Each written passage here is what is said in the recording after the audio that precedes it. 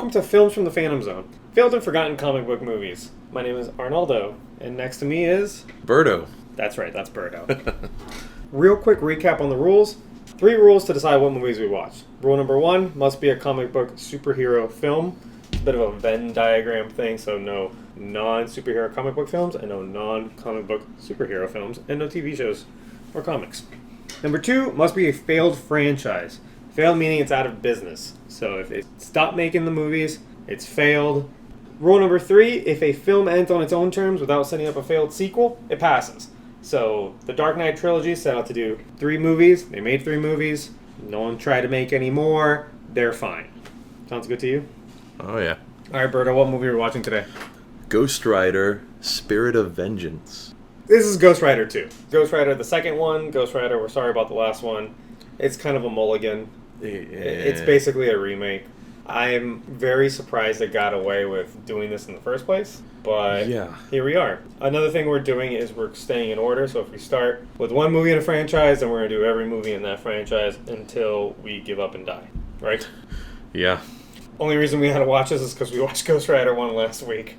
What are your initial thoughts? And by that I mean before you went into this movie. Alright, well, the first Ghost Rider I had seen before when I was a kid, so I had thoughts on that. This one, I didn't quite know what to expect. I was hoping it'd be better than the first one, and at least based on the trailers and stuff, visually it did look better. So I was kind of hopeful going in that it'd be a better movie.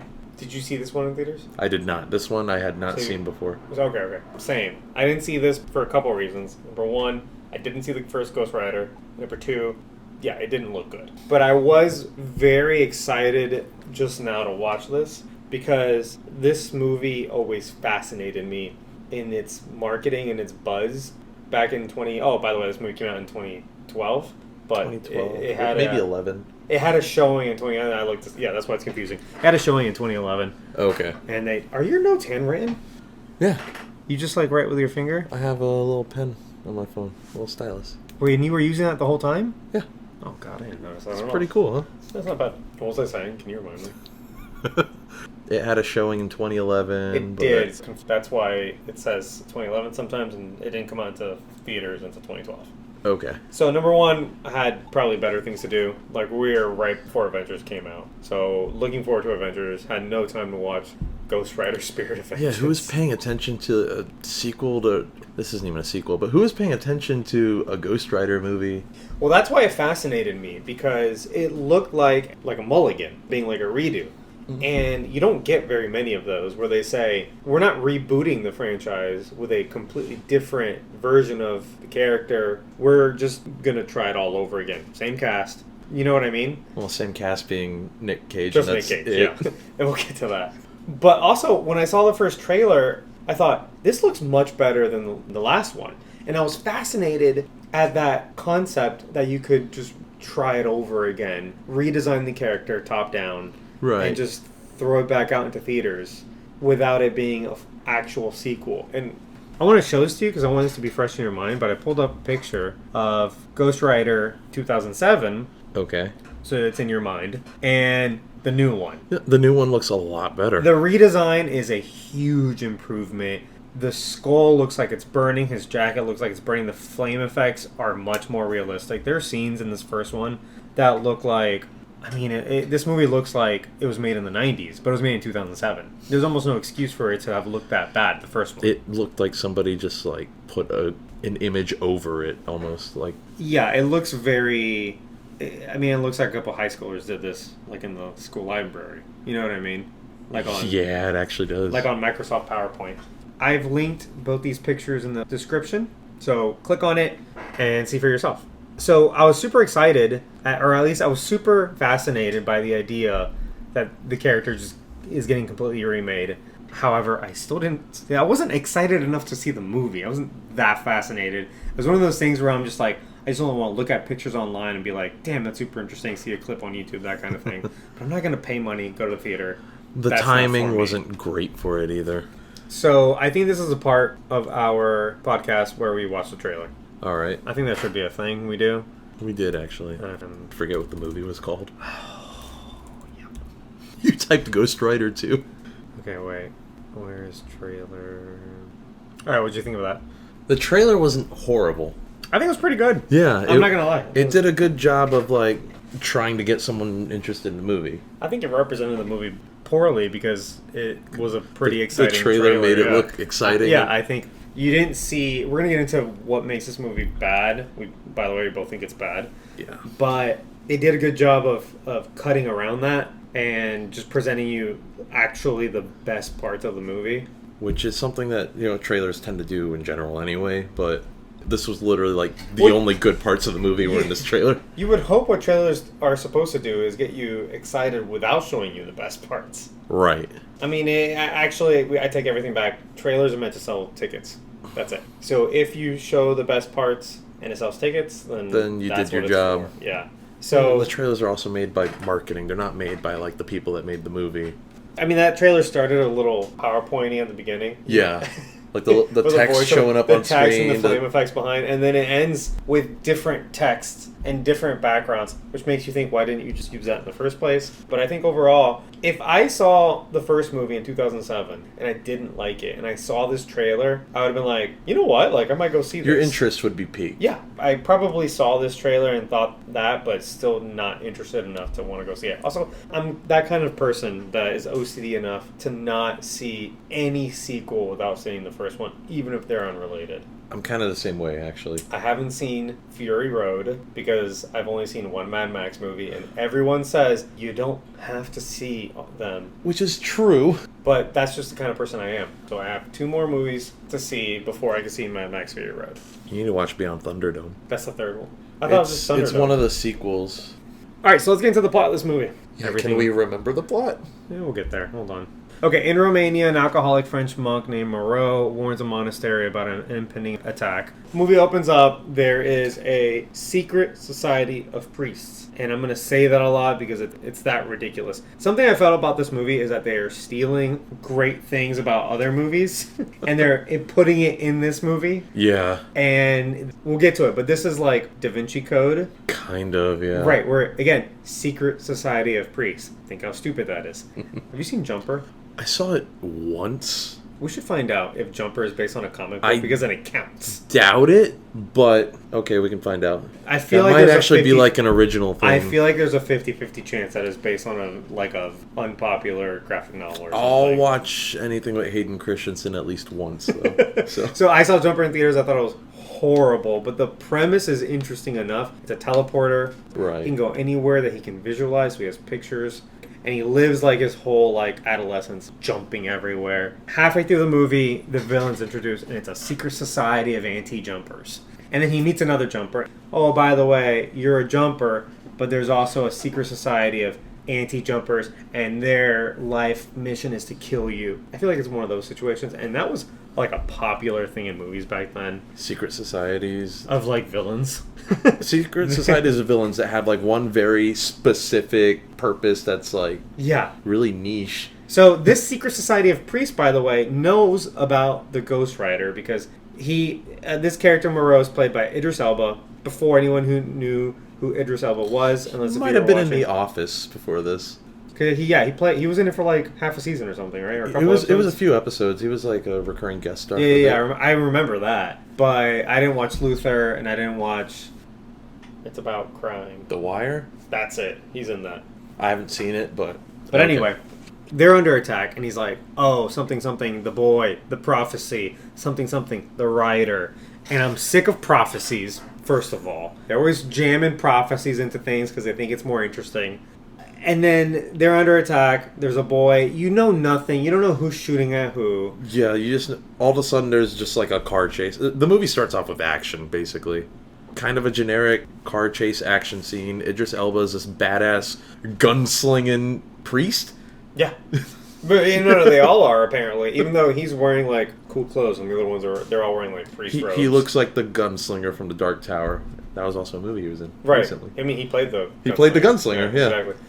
Action scene culminates in a car chase, falling off a cliff. He's shooting, and then all of a sudden, Nic Cage starts talking, cuts to black. Yeah, the scene didn't even finish. It's just cut to black. I was immediately black because I'm when I'm invested, I was immediately mad at Nic Cage for fucking ruining this action scene at its peak. You thought it'd be like, you may be wondering how I got here, but... They kind of framed it that way, but right. he wasn't there. But also, they never go back to that. No. So... That just happens, and all of a sudden he's like, I made a deal, like, so many years ago with the devil. Yeah. We start off with the Nic Cage monologue, and we miss what happens with Idris Elba. He's falling off of a goddamn cliff. We know he survives because we see him later in the movie, but they never go back. You'd think this is a classic. We're going to go back to that and show you how it's resolved. And that would have been kind of cool if they did that. That would have been better, exactly. So we cut to Nic Cage recapping the other movie. But not really, though. So I looked it up. David S. Goyer, who produced this, says it is a sequel. Wow. But it's, why did they change it? Mostly not a sequel for like a million reasons. There's no continuity at all. No, not at all. Because when we were watching it, I immediately screamed, reboot, it's a reboot, that's our answer. Yeah. Because... we weren't sure when we started this. They showed like an animation of him signing the contract with the devil or Mephisto or whatever you want to call him. In this movie, they call him Rourke for some reason.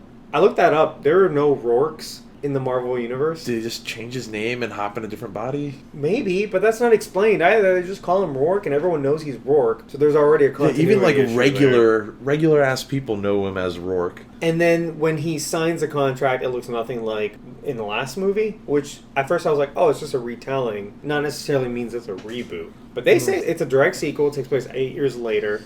Okay. So there you have it. He basically tells you all about the Ghost Rider and his abilities. Yeah. It's like, as far as being an info dump, I was okay with it because it is at least pretending to be a sequel. Yeah, and if you're a new viewer, it does kind of like just let you know like what the Ghost Rider's about. Right, sure. Yeah. And because that's kind of what they're trying to do. They're basically trying to say, hey, like, if you saw that last movie and didn't like it, that's fine. Here's a new, different one. If you didn't see that movie and you have no opinion, well, hey, now's a great chance to jump in because here's a different take on this Ghost Rider property, right? And they gloss over his origin. Similar to actually what they did with Spider-Man in the MCU. They had him already as an established character. They glossed over like, oh, you know, something happened and then I started doing this. How dare you bring up because that scene with Spider-Man in Civil War is one of my favorite scenes in that whole movie. It is so expertly done. That's how you introduce a character. Right, but you can tell they were trying to do something like that. Yeah, right, because again, this is sort of a sequel and a sort of a reboot. However, when we get to each part where these directors are just stealing from other movies, I'll call it out. This is Sin City. The animation is clearly ripped off Sin City. It's like this all black, and it's monochromatic, right? So it's all black with some red. Yeah, and like the style doesn't look, well, in this movie it doesn't look great, but it doesn't look bad. No, I didn't hate it, but it's Sin City. Right, and it did feel out of place in this movie. Oh, absolutely. And there are other times where it cuts back to that kind of animation, and you wonder why. Like, or were you out of money? Which is probably what happened. That they were so tight on budget because this is a lower. It's a lot cheaper film. to do like a little animated slideshow than it is to film something. Oh yeah, and also animation has no budget. You can draw anything. Yeah. Right. As long as you pay the person drawing it, he can draw whatever you ask him to. So there you go. Oh, actually, during this scene, there is something that Nic Cage says that's kind of funny, and I don't know the exact quote, but it was along the lines of like. I'm going to try to do my Nic Cage voice. All right. Everyone has something they want to hide from the Ghost Rider. Whether it be a white lie, an illegal download, everyone has something. An illegal download. That would be funny if this movie was set in 2004. It's set in this movie came out in 2012. Like, yeah. I feel like was Spotify around at this point? Like it was. I think Apple Music was around at this point. No one's downloading music. It's not as widespread. Napster isn't really a thing at this point. Like, yeah, LimeWire's dead. Yeah, so even if you tell like a little white lie, he's still gonna come for you and send you to hell. I guess that's a bit extreme. So Idris Elba finds Johnny Blaze in his new little hideout in the middle of nowhere. They're in Romania. In like just some shitty building. He's just in some abandoned warehouse, it looks like. Yeah. And he's already having spasms. This movie, instead of him just turning into Ghost Rider with dignity, he's always kind of like spazzing into it. And I'll tell you where they stole that from is from the Hulk. At this point, 2 Hulk movies had come out. I was thinking that too, actually. I'm like, this is very Hulk-like. Yes. Like, he can't control it, and he's freaking out. Yeah, and he's trying to keep him in because he doesn't trust the other guy. which honestly gives him the perfect opportunity to go full Nic Cage in this movie. Well, that's the thing. He goes full Nic Cage. It took a little bit for that to happen. But at one point, you looked at me and you go, "Oh no, he was doing so good." And he was. Like, it started off like Johnny Blaze, Nic Cage, same guy at this point. In the first movie, he was just this weird-ass man that sipped jelly beans out of a martini glass. Now he's, like, edgy and always, like, spazzing out a little bit. Not quite full Nic Cage yet, but still, like, there's something off. We get, like, a third into the movie, we go full Nic Cage. Yeah. So, Moreau, god damn it, Idris Elba shows up. I think they are about to exchange words, but Ghost Rider has already turned into Ghost Rider, and he drives away, and by the time he gets there, he only sees him driving away. You cut to him finding the boy that they apparently kidnapped? Is that how that worked? Who kidnapped the boy? Who kidnapped the boy? It's the bad guys. It's like a biker gang hired by the devil. Or Rourke. The new Mephisto that they're calling Rourke hired. By the way, the leader of this mercenaries or this gang, he does not look threatening at all. He looks like a pretty boy. No, not at first.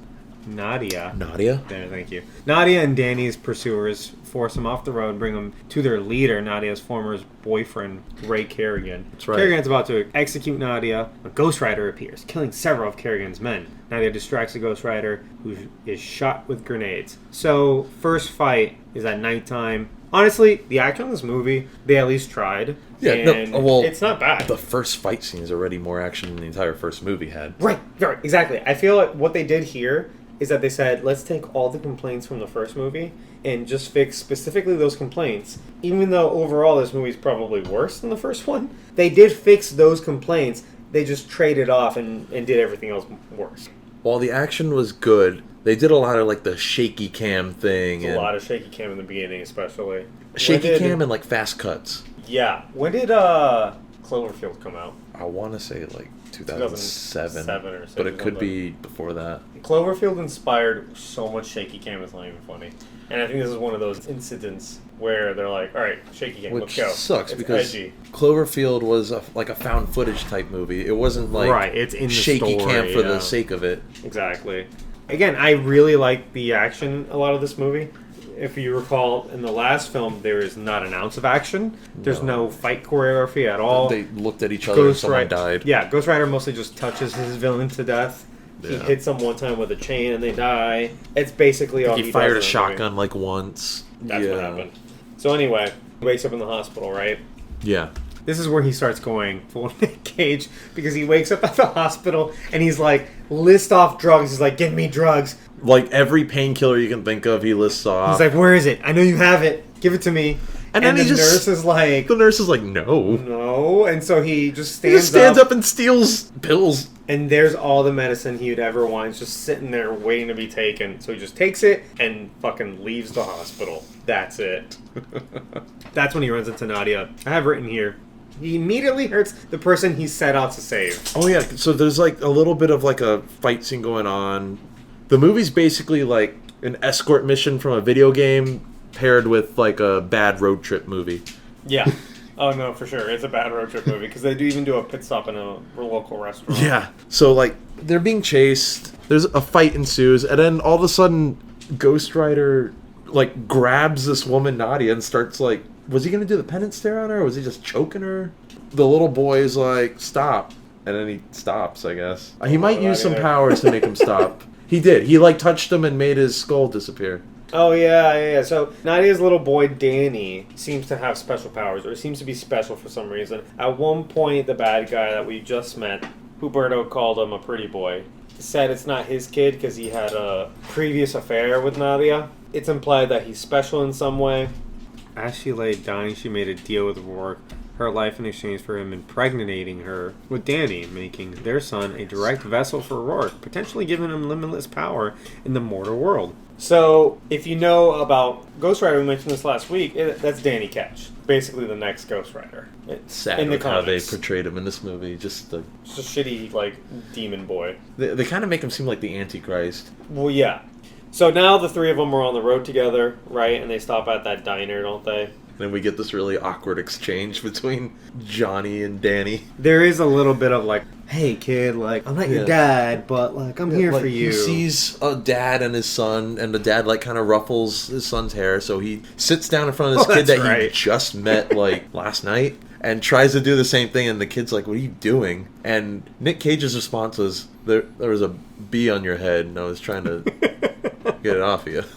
Oh, we skipped my favorite part of that action sequence that we were just talking about. When he gets into that giant mining machine. And he just starts swinging it around and laughing. Yeah. He gets into this giant machine. They're like in a quarry. And he gets into this giant machine. Instead of just like killing people on his own, he gets into the machine and he starts moving all the arms around. It starts basically like smushing all the bad guys. I honestly thought that was hilarious. I thought that was really clever. I liked that part a lot. That was the one part of this movie where I was like, hehehehe.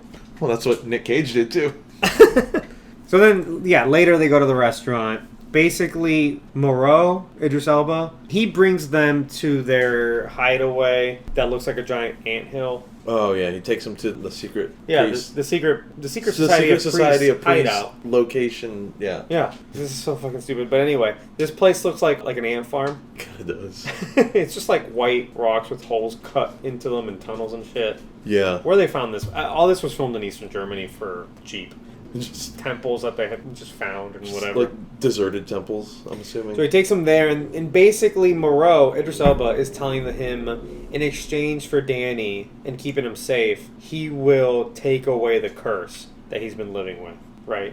Okay. Yeah, I do That's remember this. And that was his whole motivation for even doing this. Right, because he's been on the run. He has somehow made it from Texas all the way to Romania, conveniently where there's a secret society of priests waiting on him. The writer, they say it. It's the prophecy. It's the that prophecy. They don't really mention again, actually. No, just in the beginning. Yeah. So I forgot about it. I only remember because it's in my notes. He takes him to like this wine cellar because he's like about to do the thing the next day. And they have an exchange. They have some words, and I don't remember any of that. What were they talking about? Well, Idris Elba, being an alcoholic, was like, oh, hey, this wine's like 2,000 years old. No, that's the only part I remember. I don't remember anything else. Oh, Yeah, he pulls some wine from, like, the racks, and since they're a secret society of priests, the implication is they've been around since, like, Jesus times. He pulls a bottle of wine, and he's like, this wine is 2,000 years old, and when this is all over... Which I feel like is too old to drink. Probably. But he goes, when this is all over, you and I are going to share it. That's what he tells him. Spoiler alert, later in this movie, he gets into a fight with two thugs, and he smashes the wine on their heads or something. He throws it at them. He, like, throws it, shoots them, and then lets the wine fall on them. Yeah. I mean, he took a swig, but the wine falls on the floor, shatters, and he just goes, what a waste of good wine. Yeah, and that's something like it. that. And yeah, was that just them trying to throw comedy in? I mean, I don't know. They could have just, like, fucking shared the wine like he said he was going to. He said, when this is all over, we're going to drink. That was an excellent opportunity that at the end of the movie, they popped a bottle of wine. Instead, he just threw it at two thugs for a one-liner. It was really dumb. So, you were saying this is kind of a road trip. Before they get there, we're hopping around a lot. It's time for Nudity Minute, by the way. Oh, when he's asking him about... Yeah, this is our surprise segment where we talk about whether or not there's nudity in the movie. There's not. Do you remember any nudity in this movie? There's not. No, there isn't at all. The reason I bring this up is because there's a joke in this where Danny, who's like 11-year-old kid. It's like 11 or 12, something along those lines. Yeah. He asks Nicolas Cage, when you're the writer and you have to pee, what do you do? And then he's like, oh, it's really cool. Yeah, and all he does is he goes, oh, it's like a flamethrower. It's awesome. And then you see like a scene where it's just a black background and Ghost Rider peeing fire? Yeah, it's a cutaway gag. That's what's annoying about this, is that they ruin the punchline. But you know, the thing is, the joke is funny, but they ruin it because they make it into a cutaway gag. Like it's an episode of Family Guy or something. Right, Yeah. and what they should have done, I mean, Family Guy does it better. What they should have done is, he should have just said, oh, it's like a flamethrower, it's awesome. And then in the next action scene, he's fighting some guys, and he starts beats like them pissing up. on them. You hear his zipper go down, pulls out his boner, and he's just flame-throwing all over them, and they're like screaming because they're getting piss fired on. That would have been funny, because at that moment I would have been like, he's pissing on those guys' flames. And it's like, it ends up almost in a weird way being like a Chekhov's gun type deal. You set it up, and then you brought it back later. Exactly. That would have been much better. You showed the gun, now you got to use it. Exactly. Yeah. Instead, they do an immediate cutaway gag. I don't know. Honestly, it brought up more questions than answers because I'm like, does that mean that Ghost Rider has a penis? Doesn't mean he has a bladder. Because he's a skeleton. And skeletons have neither penises. There's no bones in there. No. And he shouldn't have to pee. Also, if it's fire, like, are you even emptying your bladder? I don't think you are. And then secondly, this nudity minute, what I wanted to bring up is that there is a lack of man abs. And I think what happened here is, to continue our discussion from last week, is that the budget was slashed in half, by the way. We'll get to that. So in this movie, you'll notice he doesn't have that wig that he does in the last movie. The terrible wig? No, that wig was awesome. Because it looked like real hair. And apparently it was super complicated. Weird on him. Yeah, because these wigs can be super complicated. It's like sometimes Chris Evans wore a wig as Captain America when he had the longer hair. Right. That's a wig. When in Batman vs. Superman and Justice League, Ben Affleck is wearing a wig because his hair is kind of wispy. It's not like he's bald. He just has wispy hair. And they wanted Bruce Wayne to have like nice, full, thick Bruce Wayne billionaire hair, right? So that's a wig. And those short hair wigs can be super complicated because you have to mat down the hair and then put it on, glue it on in a certain way so it looks a lot of work real. goes into it. And so it's expensive too. This movie doesn't have the budget for that, so they're like, fuck it. Nicolas Cage, you're just using your regular hair, and he has a poorly receding hairline, right? He just looks like a middle-aged man, which I guess kind of fits his character in this movie. No, that's fine. But I'm saying is, we were theorizing the first movie is like this huge vanity project for Nic Cage because that version of the character is everything he probably wishes he was. It's like ultra popular, ultra sexy, and we theorized that the abs in that movie were CGI. They had to have been. So this movie doesn't have the budget, therefore they didn't show the abs. If those abs were real in the first movie, he would have been like, I'm going to take my shirt off because it doesn't cost us any money. But since there wasn't money for CGI abs, there are no abs. Yeah, makes sense. Stands to reason, right? Yeah, you've convinced me. There we go. It's settled then. The abs in the first movie were CGI. We've decided. So, I forgot where we were. They're back in the hideout. They're in the hideout. Idris Elba was talking to him a bit. They had some sort of, like, kind of important conversation about, like, his past or something, but I don't remember what was said. This movie might be equally or more forgettable than the last one. It's more forgettable. You think it's more forgettable? Oh, way more forgettable. I forgot it. Or this time we both forgot it. Last time only I forgot it. Yeah. So, and we watched this. We should watch these movies, like, the same day that we record this. Otherwise, we're going to forget literally everything. It's like fresh in our heads. They do this thing where, and I hate in these movies, where a character times his speech just right so that they arrive at the place where he says the right word. Do you know what I'm saying? Yeah. So Idris Elba does this where they're walking in a corridor and he's like, well, I thought if we're going to go to a fight, we better have weapons. And right when he says weapons, they turn the corner and they're just weapons galore. Like, if you and I did that, we wouldn't be able to time it out right. You know what I'm saying? Like, this Is this after he actually did get rid of the Ghost Rider powers? Oh, yeah, you're right. We skipped that part. Because right after they have their little conversation, there's like some weird ceremony, then Nic Cage loses his powers and he like blacks out or something. Yeah, they have a ceremony. The ceremony, yeah, Nic Cage blacks out. He wakes up, everybody's gone. The priests are outside and he's like, hey guys, I'm here. And then there's like a shootout and then he realized that the bad guys were there. Well, the priests were also going to like sacrifice the kid. There was like a whole argument. Oh, fuck. Yeah, the priests were about to kill the kid, and then the shootout happened because... God, I'm so stupid. Wow. We skipped the part where Kerrigan dies. That's right. So and then the devil brings him back. So not important. So, and here's another reason why this movie is not connected to the last one. The villains are the exact same characters as in the last one. It's Mephisto and Blackheart, right? So Kerrigan dies, or is about to die. He's like on death's door. Is it Blackheart, or did they call him something else? In all the credits and stuff, he's called Blackheart, but I don't think they call him that in the movie. He's just like... In the movie, they're just like, I'm going to give you the power of decay. Yeah, so... There's a fun little gag with that, too, where he's like trying to eat food.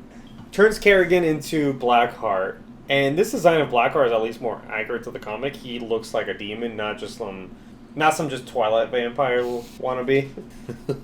He turns him into this kind of like pale, long white hair decay monster. Like you said, powers decay. Everything he touches just decays.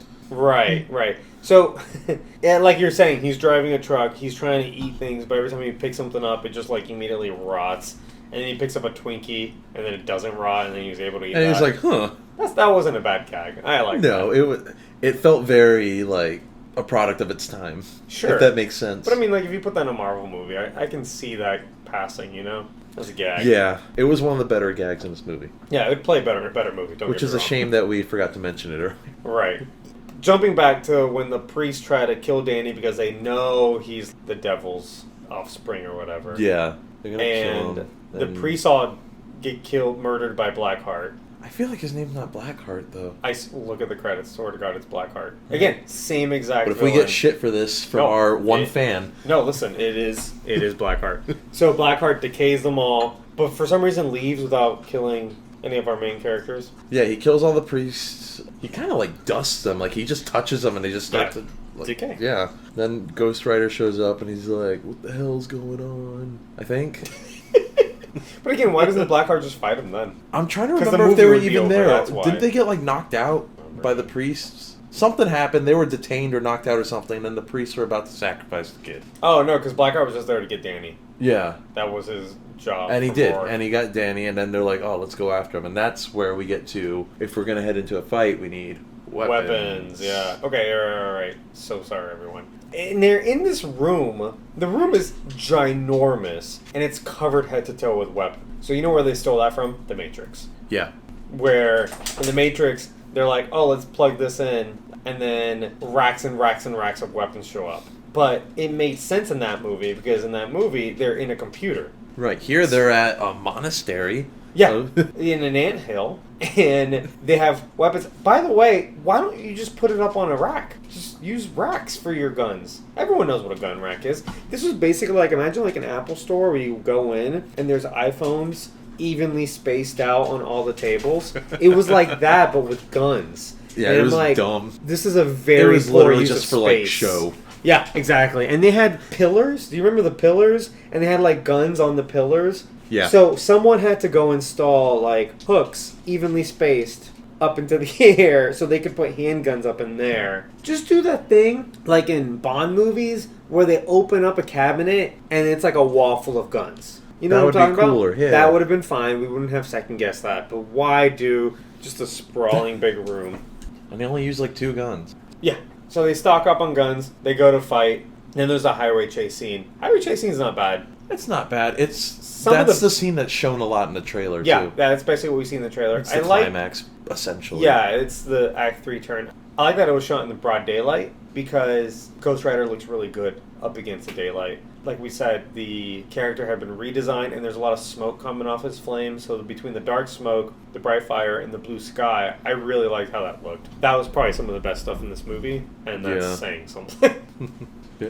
Well, now I'm trying to remember if that actually took place before. Yeah, this is on the way to the bad guy. Okay. Didn't he not have his powers? No, he didn't have powers. So how does Ghost Rider look cool in the sky? Oh, fuck, no, that was at the very end, wasn't it? God damn it. Let's start over again.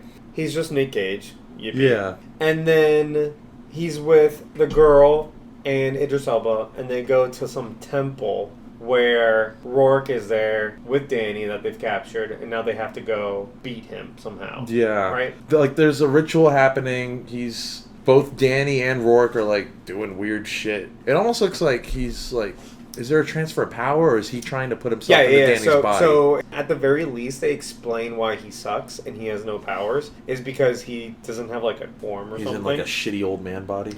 Or yeah, something like that. And so he can transfer his powers to Danny because he made the deal with his mother to make this offspring. And he can basically use Danny's young 11-year-old body to grow old into and then worry about a new body later. Mm-hmm. So at least in the last movie, there's no explanation why he can't do anything. He has no powers. He just kind of walks around going, do this. You're right, and everyone's Please. like, no.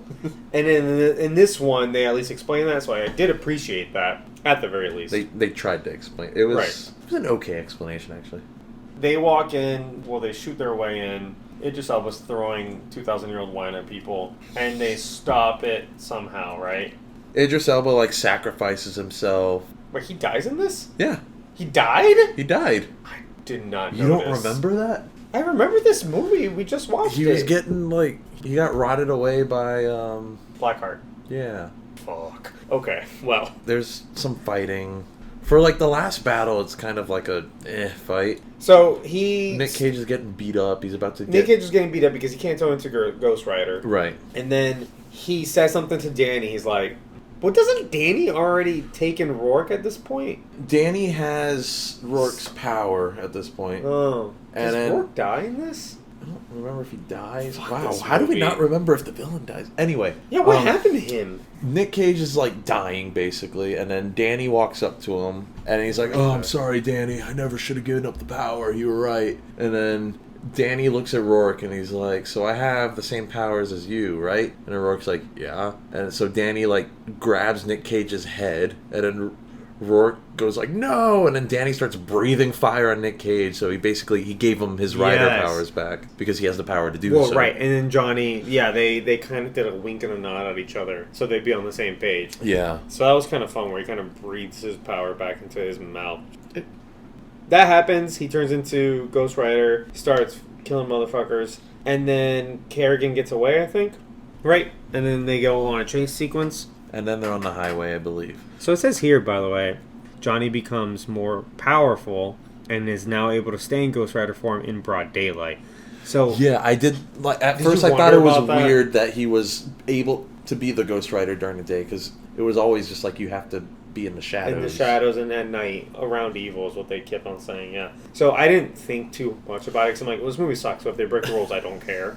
But at least they sort of thought about it, and that's not explicitly mentioned in the movie, I don't think.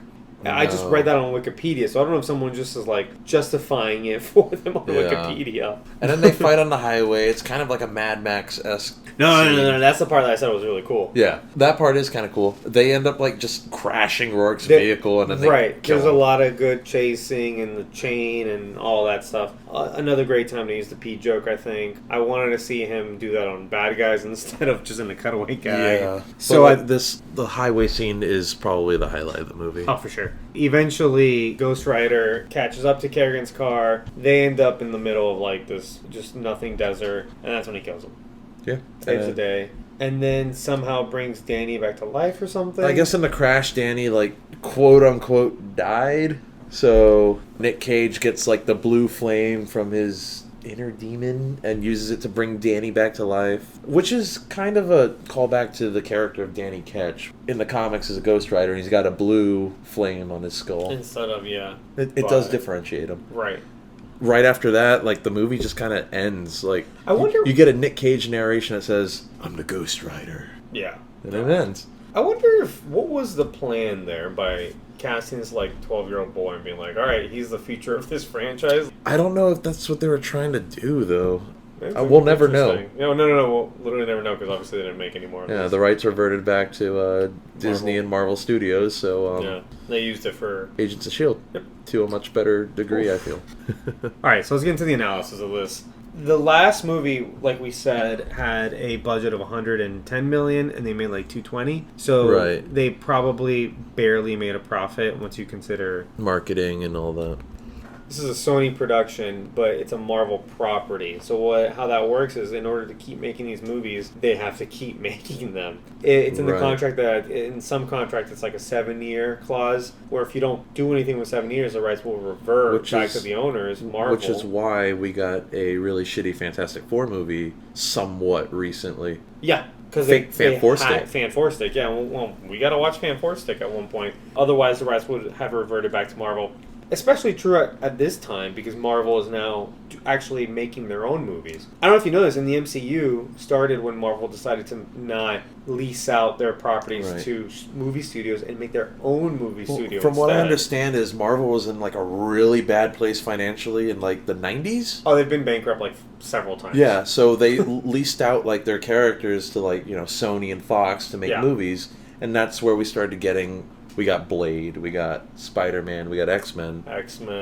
Incredible Hulk. And eventually those Punisher. movies started becoming successful enough to where there was a market for all this. Yeah. And then Marvel decided, hey, you know what? Maybe we could do this and make money for ourselves. Well, also they had to gamble their own intellectual property to do it first. Well, they started with Iron Man, which at the time nobody gave a shit about Iron Man. Yeah, no, it's amazing looking back that the characters they used all these like their movies, B tier characters to Well, I don't. Even then, I don't think so. I think it's interesting that all these other studios pick these characters like Ghost Rider, Hulk, Spider-Man. Spider-Man's obvious. Well, Spider-Man's but even Fantastic Four over Thor, Iron Man, Captain America, characters that are not only more significant in the comics, but seem like they would make better movies. Right. But in the public eye, those were not popular characters. Over Ghost Rider. Ghost Rider is an I think they picked Ghost Rider because they're like, oh, they like wanted something edgy. edgelords. Yeah. Yeah, we're going to get those edgelords. I mean, honestly, I was probably the target audience. I just didn't watch the movie. So they slashed the budget in half because they're like, all right, if we're going to make the same amount of money back, then if we cut our budget in half, we can turn a profit. Right. So they think. This says here somewhere between 57 to 75 million. So it's roughly a range of half the budget. Box office, $132.6 million. Barely scraped by. Yeah, they cut the budget in half. They barely make a profit because, again, this movie was marketed, and that doesn't go into the budget. So, assuming they spent more or less about the same as the production budget for marketing, they probably didn't make a profit off this at all. It didn't help that this movie also came out in a post-MCU world, right when it was hitting its height with the big crossover with the first Avengers movie. So, lower budget. I think what they did, and we were saying this, I think they specifically isolated some key complaints in the last film. Like, number one, there's no fighting in that movie. They fixed that. Number two, Ghost Rider looks bad. They fixed that. They did. Right? And then... But they fucked everything else up, exactly. So they went and got a writer-director duo in Neville Dean and Taylor. So these guys... I've never heard of them. Well, they don't do much, but they wrote and direct. They got their name from writing and directing Crank and Crank 2. You ever seen those movies? I have not. I know of them, and also now I'm remembering on like the Blu-ray or DVD box thing, like it says from the guys that brought you Crank. I'm like, that's your selling point? Yeah, that'll sell movies, right? Yikes. So these guys are known, I'm just reading this straight from Wikipedia, known for being dark, edgy, and over the top while maintaining a small budget. I guess that's exactly who they were looking for this. You know what, though? That's exactly what they did. They're low-budget filmmakers trying to be edgy and over the top, but really they're just stealing everything from every other successful movie. And doing it in a not as fun way. So something I was reading, I went on a bit of a hole and read about these guys while making Crank, and probably in this movie too. They would film a lot on consumer-grade cameras, meaning camcorders that cost like $200. Oh, no. So they would buy like 20 of these, and they could put 3 of them on a skateboard and go around. Is that why there's so much shaky cam? Yes, and go around, and they're like, oh, we can get so much more rad footage for, a tenth of the price. Yeah, no shit, it looks terrible, right? There's a reason why they use expensive big cameras on movies, because, one, you're not going to watch it on TV. I mean, yeah, we watch it on TV, but they're going to blow it up and put it in a movie theater, right? So it has to be a good camera, and that's why only recently a lot of film studios are switching to digital cameras, because digital cameras have caught up to that kind of level of resolution that a film stock can get, right? Right. So the fact that they're like, oh yeah, we're totally going to shoot this on like handheld camcorders, like fuck off. First of all, this is the first movie I've ever seen that's tried to physically harm me. I don't know, did you feel this? It wasn't as strong for me. I was more annoyed by it. It didn't bother me, though, if that makes sense. I don't get, like, motion sickness from watching stuff.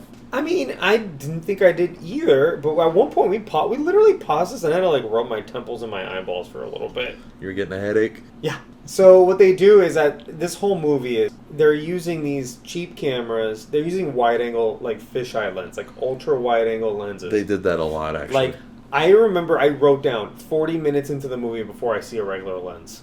It was bad. And so imagine like a fishbowl look, if you don't know what that is, where you can see what's on your left and what's on your right at the same time. And there's places for that. So that works well in like super wide exterior shots where you kind of can't tell the difference, but when you use those kind of camera lenses like indoors, where you have a very clear reference of your surroundings, then it can be very dizzying, because imagine you're in a room and like you've got like fish eyes where you can see what's on your left, everything around you. You can see what's on your left and you can see what's on your right, and there are no right angles. Even though you're looking at what should be right angles, like the walls, cabinets on the walls, and the ceiling and the floor, they don't appear as right angles. And on top of that, all of the cameras are moving. Every shot's like a motion shot. It made every scene look like one of those edgy scenes from like an anime where like the character is about to like go insane. Because they tend to do like they tend to do like the fisheye with that. Yeah. Yeah. There's that. Then there was the sharpening. So like, you ever take a blurry picture on your phone and then you're like, it's a little bit blurry, but if I turn up the sharpen, it looks a little sharper. But you're not actually making it not blurry. You're making the picture worse. Do you know what I'm saying? Yeah. I feel like they did that a lot to at least try to compensate for the low resolution of the cameras, fucking handheld camcorders that they bought, like JVC camcorders. Oh no! 2010 from Radio Shack. From Radio Shack. That's how they filmed this movie. That's you guys how they remember that? Oh, by the way, these guys also did Jonah Hex, so we're not done with them. Oh no! Exactly. So there's that, and then there's also like all the weird angles. So they put cameras on the floor facing up, cameras up facing down. They did Dutch angles, which is when you tilt a camera like on its axis, Yeah, like it's usually to signify like something's wrong or something's gonna happen. The only thing it signified was this whole movie's wrong. And the thing is like, have you ever seen Citizen Kane? I have not actually. Oh, you should. So in Citizen Kane, they do those extreme low angles, but it's thematic. It's because the main character is losing his mind. Okay. And he's slowly slipping into madness. In order to do it, because the cameras were so big, what they did is they built a set on risers with trapdoors on the floor, kind of like how they did with Yoda and Dagobah, so they could fit the puppeteers down in the floor. So they had trapdoors, and then the cameraman could be on the floor working the camera and facing up. These guys are just putting camcorders on the floor. So not only is it not artistic at all, it doesn't fit the themes of the movie either. Exactly, yeah. There's that, and then the other thing that really got me was the high contrast. This movie's like pretty desaturated, so there's not a whole lot of color, but there's a lot of like dark blacks and really, really, really bright whites. Which actually does work in its advantage when you actually see Ghost Rider on screen. Sometimes. Because it makes him pop. In the dark, but when they're in the secret society of Priest hideout... it was bright as fuck. It was so bright, and look, I've got a big-ass TV with HDR, so... It was blinding. It was quite blinding. And they kept on doing it on purpose. Yeah. Because there was a shot where Nic Cage goes into one of the doorways, and they hold it for a while, and the sun is just blazing in, and they turn up the contrast ratio all the way up, and the whole fucking screen is bright white. And I'm like honestly looking away. It's so bad. Now, what they did with this though, it did work really well with the scenes that took place at night. Sometimes, it looked nice. Whatever they did on the highway scene, that worked out pretty well too. But again, and then there's so many quick cuts, looking up, looking down, that I was dizzy. There's no way to say it. Like I was physically feeling sick. I've never had a movie try to cause me physical harm before, so... Not even Cloverfield? I haven't seen Cloverfield. Blair Witch? We'll try those. We'll try those and see if I feel the same thing. Those are like actually like filmed with like people holding a camera though, so it's a different effect. These guys don't get any more work if you were wondering. Oh, they haven't done anything? Not since I think Jonah Hex. Maybe they did Gamer. Did you remember that movie? Gamer. Oh, with Michael C. Hall. Yes. Yeah. And I saw that when I was younger. Gerard Butler. Gerard Butler. Yeah. That was another like low budget edgy movie. So on the other hand, not a great one. Like we said, Cage talks more in this movie, which he didn't really have a whole lot of lines in the last one. True. Yeah. But he does go full Nic Cage. He does go full Nic Cage. What happened to his Texas accent? It's gone. That's gone. It's just Nic Cage. Just one more continuity thing where they're like, does it take place with the last movie? Again, different actor. Apparently the first actor, Mephisto, wanted to come back, couldn't make it happen, so they recasted him. But again, Black Hawk died in the last movie, and they gave him a whole new origin in this one. And the only way they got around it was just by not calling him Black Hawk. Black Hawk? Heart. God, that's a helicopter. Oh, we keep doing this. Blackheart.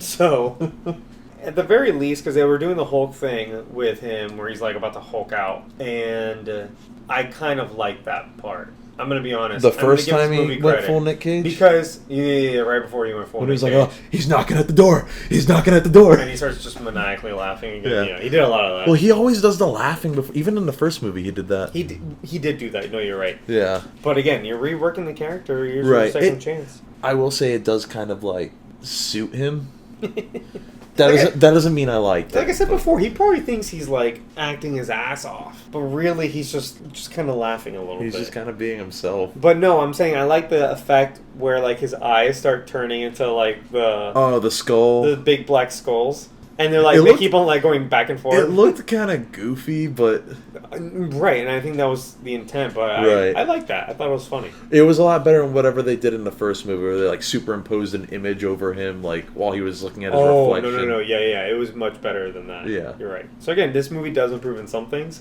Overall, I think it's a little bit worse. It shit the bed on everything else. So I like that it feels a little bit more demonic. So it feels a little more like Ninth Gate and a little less like Twilight. You ever seen Ninth Gate? Yeah. With Johnny Depp. Yeah, it's like the only movie I've ever seen that feels like I'm watching like a Ouija board. Like it feels like I'm watching something I shouldn't be watching. They did do a good job with hell. that, making it seem like demonic, like you said.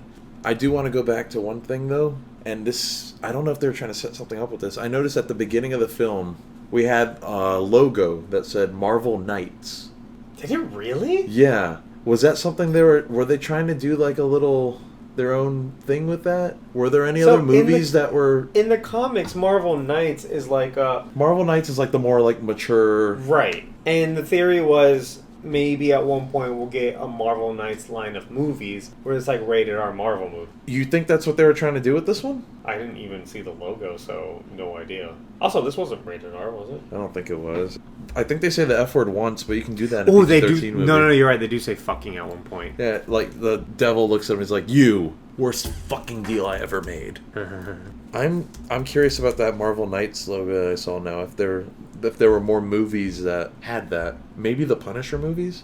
Oh, here we go. It's so hard to find. Punisher Warzone and Ghost Rider Spirit of Vengeance. Oh, so they were trying to do that. They were trying to, I guess, do a thing where they just made darker Marvel movies. I've never seen Punisher Warzone. I did see Punisher. Well, we will. This movie's it's PG-13. Okay. I had no reason to think it was R. There's like no blood. No, I didn't either. Do you have anything to say on this movie before we move on to our next segment? It was worse than the first one. You think it was overall worse? I think it was overall worse. This one was.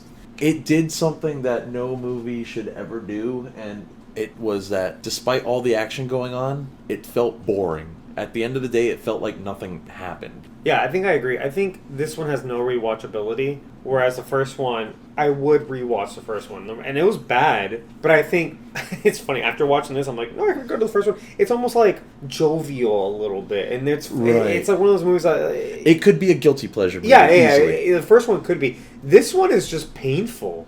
Not just, like I said, physically, it's just painful to watch, even though it did improve on certain things. There were some bright spots in this movie, but not nearly enough to make me ever want to rewatch it. No, and story-wise is just as bad as the first one. There's no real themes. It seems like the first one tried at least with the story. Even though it was stupid and nonsensical, they tried. I feel like the first one felt like it was written by a 10-year-old, but it was at least cohesive. Right. Whereas this one was written by like an edgy 15-year-old, but makes no sense.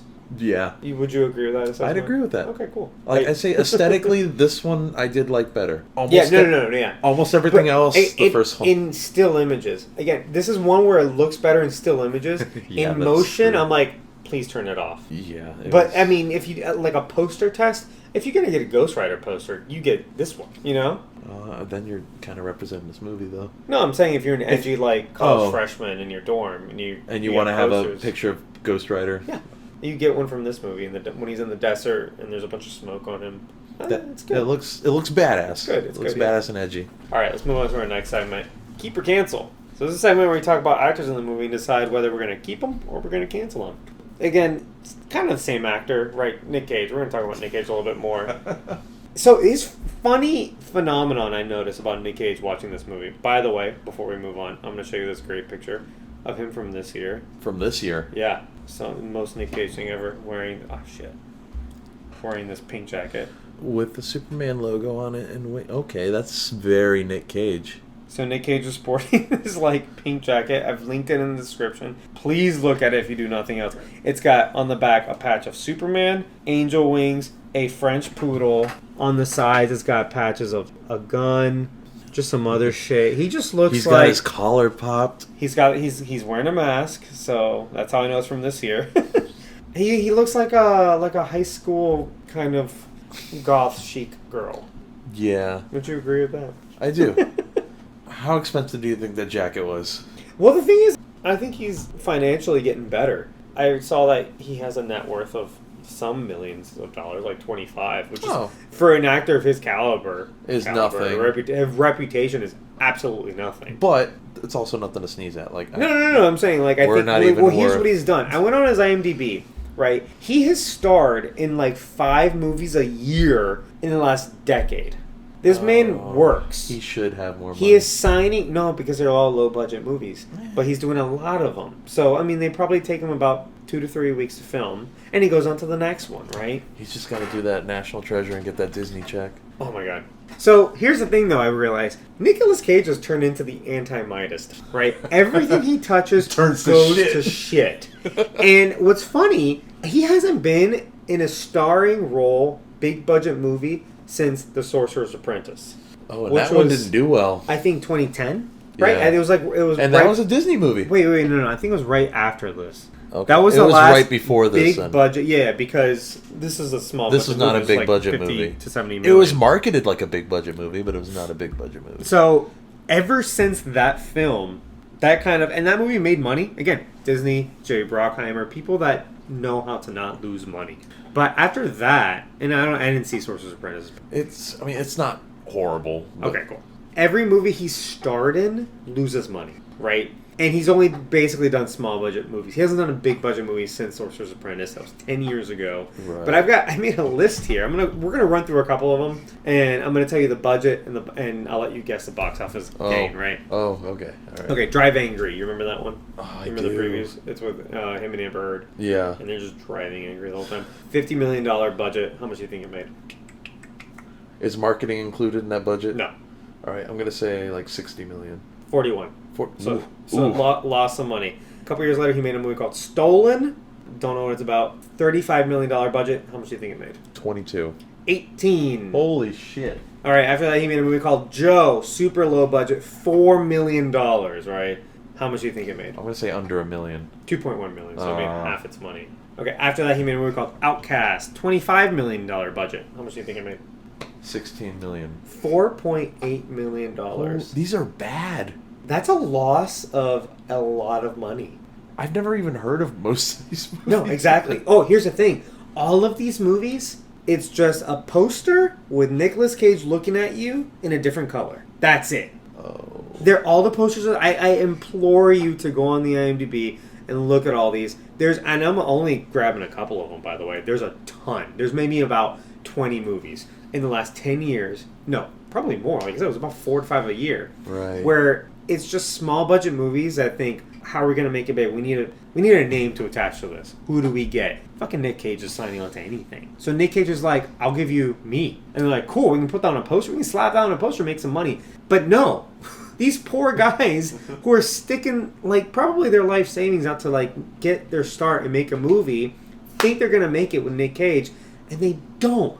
Don't sign Nic Cage to do your small budget movie. You're going to lose all your money. Do you think it's because of his reputation, or do you think he's, like, cursed or something? Well, I think he's signing on to bad movies in the first place, but I don't think he's probably not trying to make the movies, better. I'm sure, aren't good. Right. Again, this guy thinks he's a serious artist. We talked about this. And I think maybe you need a good writer and a good director to work with him. Again, you haven't seen adaptation yet. You need to. It's a really good movie. Good writers, good director that can really hone in on Nic Cage and get him to actually act, and you'll get a good product. Right. He's not a bad actor. Like we said, he's not bad.